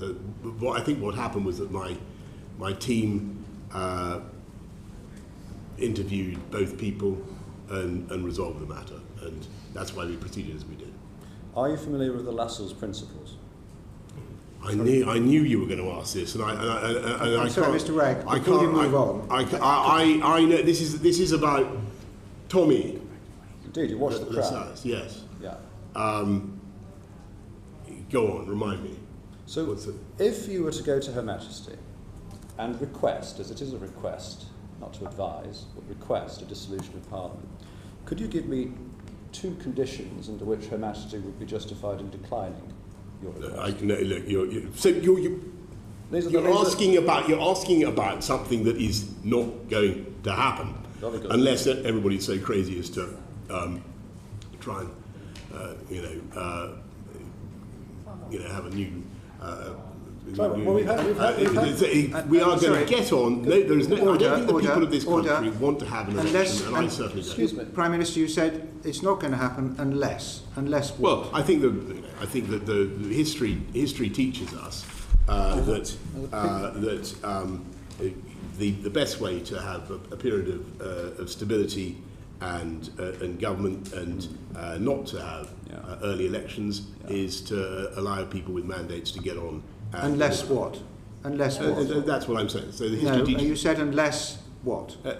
So unless people ignore that very good principle that history teaches us that the best way to avoid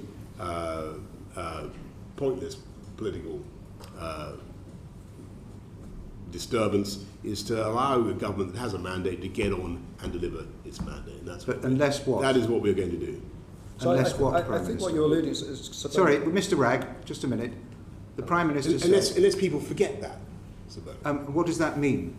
That means that on the whole, I think that it's a good thing if governments which have a substantial mandate from the electorate and are doing an enormous amount of stuff, and when that country is facing a lot of pressure, particularly economic pressure, when there are serious international issues at stake, I think on the whole it is sensible not to get bogged down in discussion about electoral politics, but to allow the government of the country to continue. Can I just remind you that when the Prime Minister Major seemed to be threatening a general election because he was having trouble with the Maastricht Bill, it did his no reputation any good at all. Well, it's exactly the point I made. There would never have been a general election. Can I thank you for that excellent historical lesson?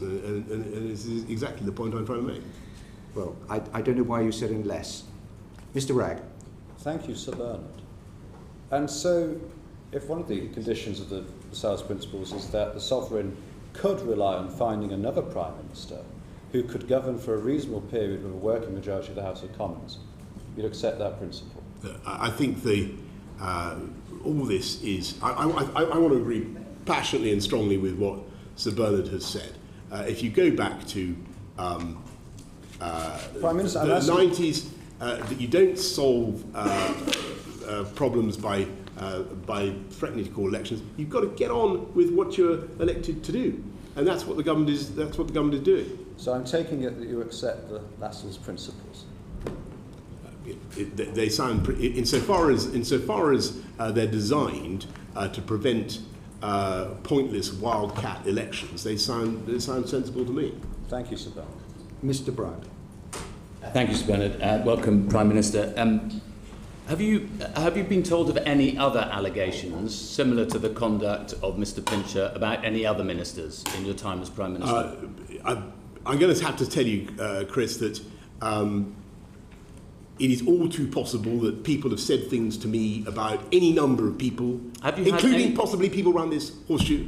No, have you ever had? It would be a great labour for me now to sit down and try to reconstruct every single piece of gossip or innuendo. No, that's not what I'm asking. I'm not asking about gossip and innuendo. I'm asking precisely about that you now accept that you were told on 2 occasions about Mr. Pincher's, the allegations against Mr. Pincher that were upheld by in the Foreign Office. I'm asking, have you been told about any other such events relating to any other government minister, formally? Look, I'd have to get back to you. I mean, I would not want to... it seems extraordinary that you wouldn't know whether there are allegations outstanding against your government ministers of sexual impropriety such that they might constitute potentially criminal offences apart from anything else. Look, nothing that springs to mind, okay? But you know, all right. I'm gonna. But what I will say, Chris, is if you have some information. No, I'm asking you, Prime Minister, I'm asking you this because it seems incredible to me that you would not remember that you've been told this about somebody who is one of your closest allies in Parliament. I think I tried to explain exactly the circumstances. Well, you haven't. But let me ask you a different question, because you've not answered this elsewhere. Did you say all the sex pests are supporting me, or words to that effect? No. People attribute all sorts of things to me. I don't remember saying those words, but people ascribe all sorts of things to me. That sounds like a yes to me. Okay. Did you say he's a bit handsy? It's not a word I use, actually. So that's a definite no. I would not have used that word, but you know. It's a definite no, is it? Look, I'm saying people maybe hear me say all sorts of things. It's not handsy, as it happens. Is not a word I use, but. All right. Did you say pincher by name, pincher by nature? I'm not going to get into some trivialising discussion of what I may or may not have said. This is a serious matter. Yes. The member is now being I believe has had a complaint made against him, and that is where I propose to leave it. No, but the point is. The member has had a complaint made against him. If you just let me for a moment, the point is that the allegation is that you have trivialised this issue. You've not even remembered it, perhaps because he's a useful ally to you. Sorry, and the point is that then you appointed somebody who you believed to be a sex pest in a position of power and authority over other people in Parliament. So that's not right, because under any view, the issue at the Foreign Office was. Although it was upheld, it was resolved in a way that was satisfactory. It was upheld. It was resolved in a way that was satisfactory to all parties, and there are issues that I can't be confident that it was a sexual. There was sexual implications. Well, Sir Malcolm. Mr. MacDonald Lord MacDonald, makes it very clear that it was very similar to the allegations of what happened in the trouble is, if I may say so, that I was given on the occasions when it was mentioned to me, I was given very brief, a very sketchy account, and I really think that you need. It just seems incredible that you wouldn't think that was a matter worth investigating or talking. Can I ask you? Was Neil Parish right? It was investigated, and it was investigated, and it was by the Foreign upheld. Office. Was Neil Parish right to resign from Parliament? Well, I think that the problem he had was that he was. Was he right to resign? It was his decision. Was he right to resign? I think that he was doing something that is not normal or tolerated in most workplaces. So should Chris Pincher resign from Parliament? Well, you ask about my relationship with him. I took the whip away from him. Should he resign from Parliament? That's a matter for him. So you think he should stay? Well, that's a matter for him. But I took the. He no longer sits as a Conservative MP. Was it right for Sarah Dines to ask the man who was groped in the Carlton Club whether he was gay, and to say that it was problematic that he was? You're asking me about what other members are alleged to have said. I can't be certain. No, there are 5 other, including people in this room, there are 5 other MPs who witnessed it. It's not in any doubt, and I don't think she has denied it. Was it right, or is it not victim shaming? Let me put it this way. I think that what happened was extremely serious, and as soon as I knew that a complaint had been made, and I talked to a witness, and I removed the whip. And you talked to Sarah Dines about it? I haven't talked to her about that, but I removed the whip immediately. Do you not understand why this is problematic? Because it means that being gay, for some reason or other, makes you sort of asking for it. Chris, look, I see why you're putting it like that. I don't know whether I very much doubt that Sarah meant it to be interpreted that way. You said yesterday about Chris Pincher, if I had my time again, this is a bit of Captain Hindsight, if you don't mind me saying, but if I had my time again, you know who he is. Yeah. Yeah, it's you. If I had my time again, I would think back on it and recognise he wasn't going to learn any lessons and he wasn't going to change. But that's true about you, isn't it? You're not going to learn any lessons and you're not going to change. You're not capable of changing. We'll be doing this again, time and time again, if you stay in post, won't you? Well, coming to this committee, I will. And yes, I will. You know, I hope very much to be. Come on, you know what he's invited. asking, Prime Minister. He's not asking that question. Well, I don't know quite well. I mean, you know exactly what I'm asking. You don't. This is all about you in the end. The reason these things happen is because of you. He took liberties because he knows that you take liberties and get away with it, and allow other people to get away with taking liberties. That's right. I'm not quite sure what you're driving at there. I think you know perfectly well what I'm driving at. But you were asked. You said on one of the other broadcasts. You said, if you're saying you want me to undergo some sort of psychological transformation, I think that our listeners would know that that is not going to happen. Isn't that the problem? We need a psychological transformation if you're to stay in office. With the greatest possible respect, what I think we all need to do is focus on the things that our electorates sent us here to settle for them.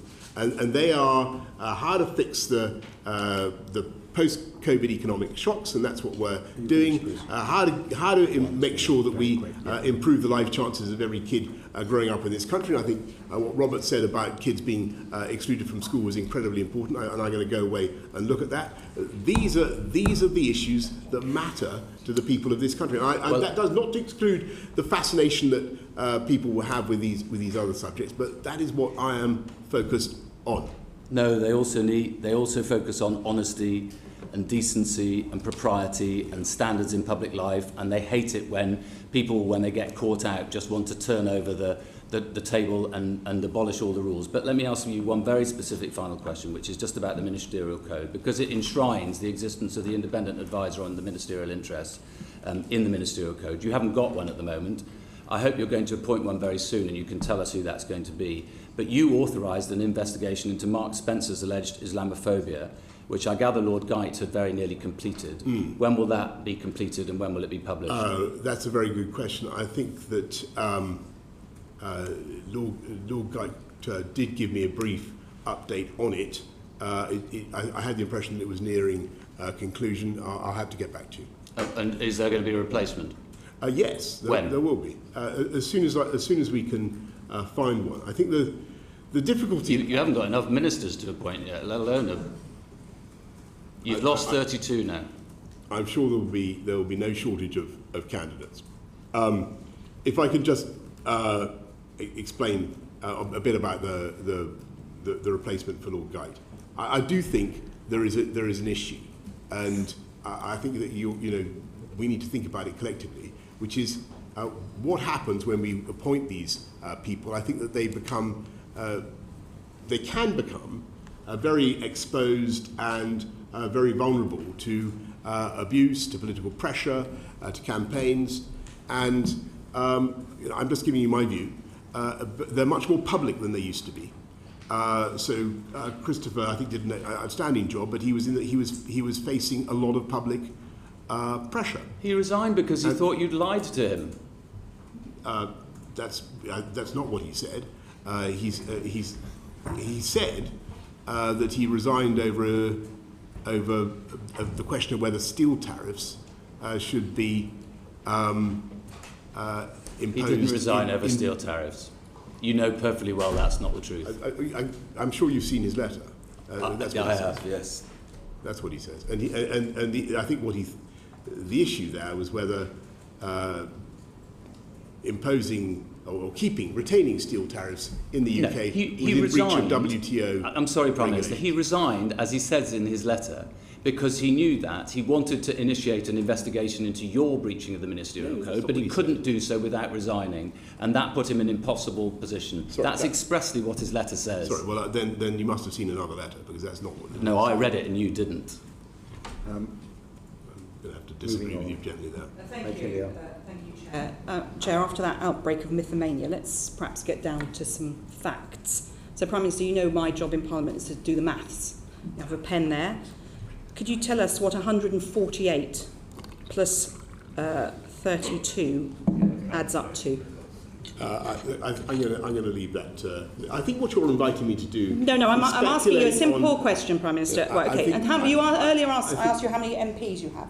Perhaps someone's slipped you a note just to remind you how many Conservative MPs you have in Parliament. I think, Meg, do you know how many Conservative MPs you have in Parliament? I think, Meg, this is a question designed to invite me to comment on Prime Minister, political events. When I've told you don't want to answer it, let me answer it then. So you have 358 MPs. You did think it was 365. You have lost a few. As Mr Bryant has highlighted, you now have 32 ministers and PPSs who've resigned. It was 28 at the beginning of this meeting, and then an additional PPS who will resign tomorrow if you don't resign. So that makes it 182 if you include her. So half of 358, Prime Minister, just to make the maths simple for you, is 179. It's not looking very good, is it? Well, Meg, you're wanting me to comment on You've lost the confidence of more than half of your party, not including other members in this room who may not be in the 148. I've been generous and not double counted. Well, sure. I'm here to talk about the government of the country, the policies that Mr Prime Minister, without the support of your party, you cannot govern this country responsibly or well. Whatever our political disagreements, I have respect for the office of Prime Minister, but I'm afraid I've completely lost respect for you and your capability to run this country. I think if you look at the actions that we're taking today, the bills that we're getting through, we are doing some fantastic things for the people of this country, and we'll continue to do them. And I appreciate they may not be supported by the Labour Party, Meg, but that's not my problem. That's your problem. No, Prime Minister, about competence, not policy. Darren Jones. Prime Minister, it's being reported that there's a delegation of your cabinet colleagues waiting in Downing Street, including the Chief Whip, the Transport Secretary and your new Chancellor, waiting to tell you when you finish here today that it's time for you to go. How will you respond to that? Darren, you're asking me to comment on... This conversation will happen in a few minutes, Prime Minister. You say. But if you want to ask about what we're doing to help people with the cost of living, if you want to ask about what we're doing to build more clean, green energy supply, which this committee has taken an interest in. That's going to be your answer to the cabinet colleagues in Downing Street. Then I'm very happy to talk to you about it. But I'm not going to give a running commentary on political events. We're going to get on with the government of the country. Prime Minister, on the question of the Prime Minister's advisor on ministerial interests, you've had 2 resignations, not just one. Why did Sir Alex Allen resign? Well, Sir Alex has I think been pretty well documented, and I thank him too, was asked to investigate allegations of bullying against the Home Secretary.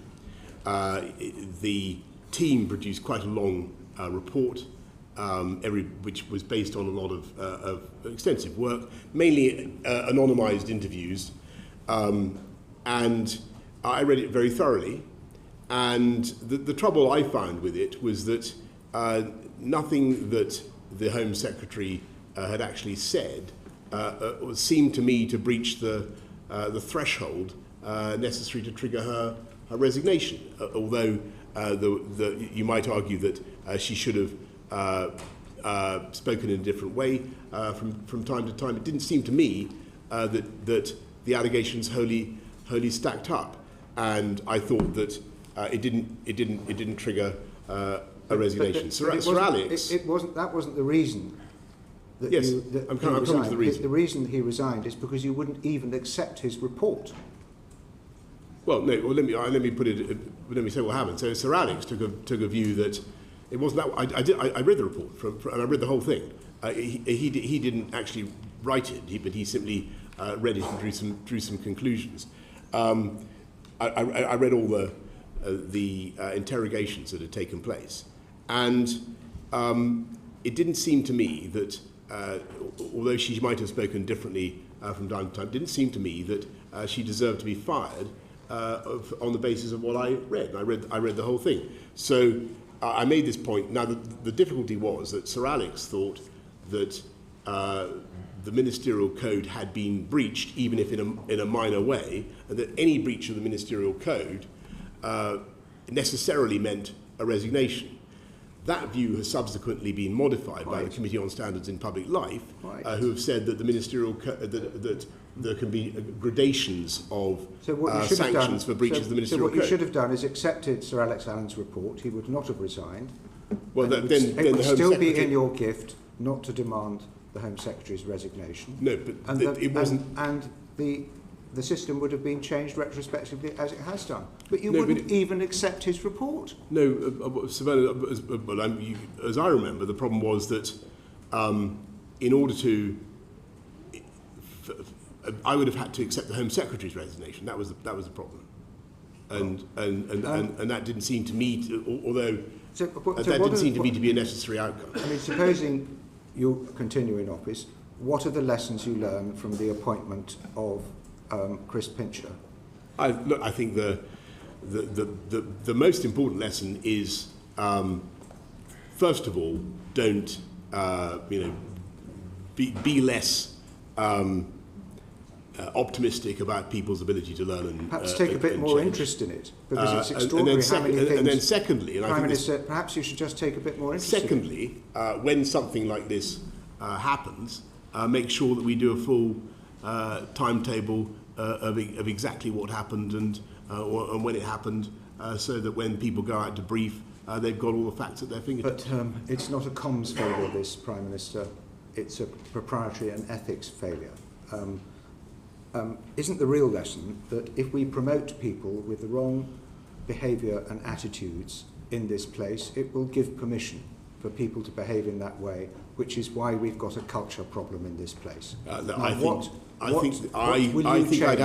think that you're onto. I think what you're saying is very important. I've given this a lot of thought, and I do think there is a problem with alcohol, and I've always resisted this conclusion in the past, but it sort of feels to me that some people simply can't take their drink, and we need to think about how we work that in Parliament. Now, this particular event took place in Parliament.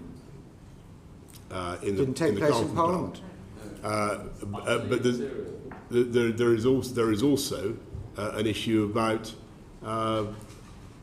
standards of behaviour, so I additionally accept that I should have been more stringent in my approach, and as I've said earlier, I regret that. But don't we also need to learn? I take it that Chris Pincher is a friend of yours, and that would be perfectly respectable, that we've let him down because we didn't give him the help he needed. I think that's a very fair point. What system is there in this place to support people in that position? What do you have in place as a leader of a political party to help people who have behavioural or drink problems? Well, I think that we all have a duty as colleagues to look after each other and to try to help people, and that's actually one of the functions of the Whip's office. Well, I mean, unfortunately, Whips have other duties, and they rather conflict with their duty of care, and there needs to be something else to support people who need help, who don't feel that they're giving ammunition to the people who control their careers. So that doesn't work, does it? We've now got another Whip appointed to do the duty of care work. I mean, that's not going to work, is it? Bernard, what are you proposing? I'm not going to make policy on the hoof here, but what you've got in place as leader of your party is not working. Would you accept that? No, I think there are issues about standards of behaviour, and I think I reluctantly come to the conclusion that there is an issue with alcohol. Well, I mean, you're the last person in the room to accept that there's a problem. Why do you think integrity in public life has become such an issue under your premiership? Well, I think actually the reality is that I think that people are very, very keen to try to get me off the subjects I want to talk about, and to try to focus on me. So it's all about you. No, I don't want to talk about it. I want to talk. I've been trying very hard. Don't you see these failures have made it about you? Throughout these this session to talk about the things that I care about. Now, how much consideration are you giving to the prospect of your resignation? I'm happy to tell you that I'm getting on with the job that I was elected to do, and that is what I'm going to do. So all these problems are basically somebody else's fault? No, I think that I think it was so who is one of these people who's left. Who is responsible? Who should we hold accountable? I am responsible, but I'm also responsible, Bernard, for delivering a huge manifesto commitments that we made in 2019, many of which are now coming through. Hugh asked about what are we doing to make sure that we're taxing electric vehicles properly. There is a colossal body of work that we're engaged on right now.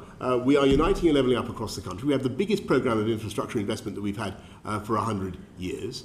And I'm going to get on with delivering on the programme that we set out and on the priorities of the people of this country. And I know that there will be plenty of people who, for whatever motive, want to try to throw me off course by turning it into a story about something entirely different. And I think that it would be a fine thing if we focused on the arguments between us that are about policy and about the agenda and what we actually love doing, which is working hard for our constituents and trying to make their lives better.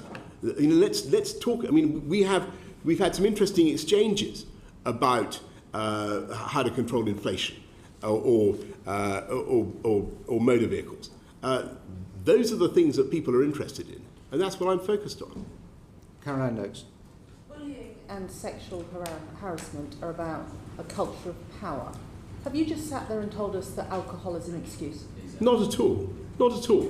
Not at all. Is it throwing us off the story by trying to talk about alcohol instead of talking about the culture that has underpinned those behaviours? Not at all. Not at all.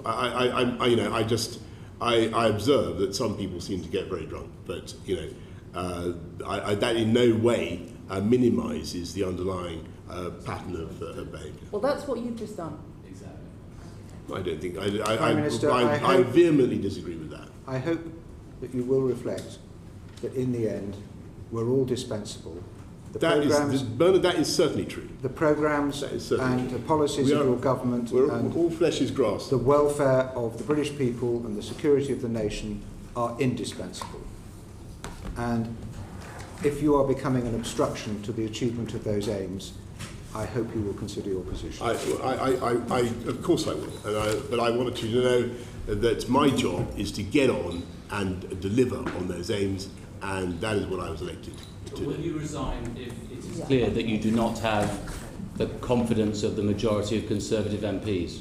You're asking me, I love this committee, but you're asking me again to offer commentary today on political events when I'm here to talk about I wish you to policy. be clear about one thing, that if you have lost the confidence of your MPs, you will not seek a dissolution. You will stand aside and allow a leadership election to take place so the Prime Minister may send for an alternative leader. That's the proper procedure, isn't it? What I'm going to do is get on with... No, I need you to answer this question. Where you're quite right, and where I passionately agree I need you to answer this question, Prime Minister. And with you, is that I see absolutely no need Prime Minister, I'm going to ask you once more, an election. If you have lost the confidence of your MPs and you're required to step down as leader of the Conservative Party, you will not seek to dissolve Parliament. Well, Please think confirm the last that thing is this the country case. needs... This House... But I'm not going to step down, and the last thing this country needs, frankly, is an election. On the contrary, I think the risk is that people continue to focus on this type of thing, and I think that is a mistake. What we need to do is get on with stable... How would it help the crisis in Ukraine and the cost of living crisis if we were plunged into a general election that nobody wants? But this is your fancy. Well, then, I think rule it out. Rule it out. Of course I rule it out. You've ruled it out. The earliest date that I can see for a general election is 2 years from now, or 2024, I think is the most likely date for the next election. We have a huge amount to deliver. We're going to get on and do it.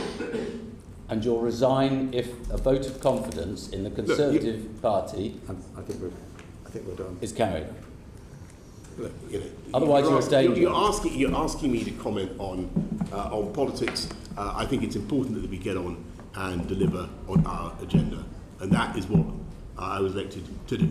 Well, I think it's the understanding of this committee you envisage a general election in 23 or 24, not before. Well, you said 23. And if you've lost the confidence of your own MPs and you cease to be leader of the Conservative Party, you will not plunge this country into an unwanted general election. I've been very clear with you. I see no reason whatever for a general election now. On the contrary, what we need is stable government, loving each other as Conservatives, getting on with our priorities. That is what we need to do. Sabana, okay? I love all my colleagues in the House of Commons. Fantastic. Order.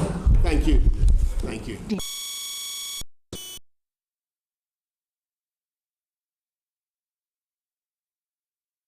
The proceeding has ended.